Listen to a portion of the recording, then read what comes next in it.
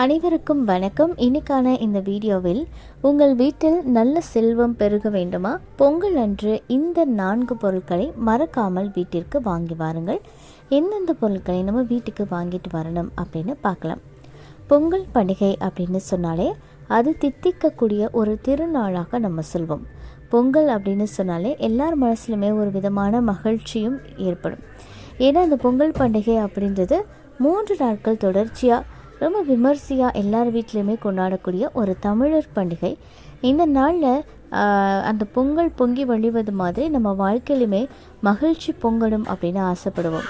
இந்த பொங்கல் கொண்டாடுறதுக்கு வாழைப்பழம், கரும்பு, மளிகை பொருட்கள், காய்கறிகள் இதெல்லாமே வாங்கிட்டு வந்து அந்த செல்வம் பெறுகிறதுக்கும் முக்கியமாக நம்ம இன்னும் கூடுதலாக ஒரு சில பொருட்களை வீட்டுக்கு வாங்கிட்டு வந்து வைத்தோம் அப்படின்னாலே நல்ல அதிர்ஷ்டமும் நமக்கு வந்து நல்ல செல்வ செழிப்பும் ஏற்படும் அப்படின்னு சொல்லுவாங்க.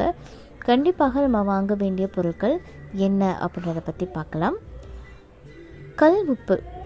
கல் உப்பு அப்படின்றது மகாலட்சுமிக்கு உகந்த ஒரு பொருள் அப்படின்றது எல்லாருக்குமே தெரியும்.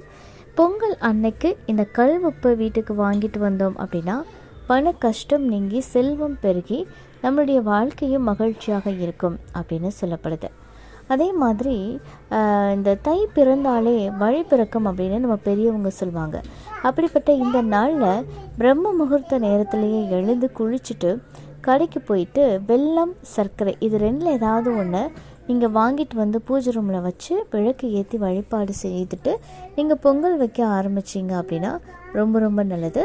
நீங்கள் வேணும் அப்படின்னா பூஜை அறையில் வச்ச வெள்ளத்தை சாமி கும்பிட்டதுக்கப்புறமா நீங்கள் பொங்கல் வைக்கிறதுக்கு கூட யூஸ் பண்ணிக்கலாம். இந்த நாளில் இந்த மாதிரி செய்யும்போது நீண்ட நாட்களாக உங்களுக்கு இருக்கக்கூடிய கடன் பிரச்சனை எல்லாமே சீக்கிரமாக நீங்கி வீடு வந்து செல்வ செழிப்போடு இருக்கும் அப்படின்னு சொல்லப்படுது. அடுத்ததாக பார்த்தீங்க அப்படின்னா பொதுவாக லக்ஷ்மி கடாட்சம் மிக்க ஒரு பொருட்கள் துவரம் பருப்பு ஒன்றும் இருக்கும்.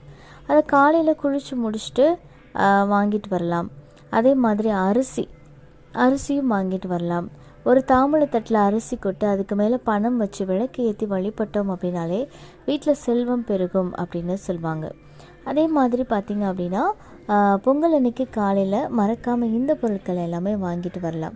முக்கியமாக பார்த்திங்க அப்படின்னா அன்றைக்கி கோமியம் உங்களுக்கு கிடைச்சது அப்படின்னா அதை எடுத்துகிட்டு வந்து அதை வீடு எல்லாமே தெளிக்கலாம்.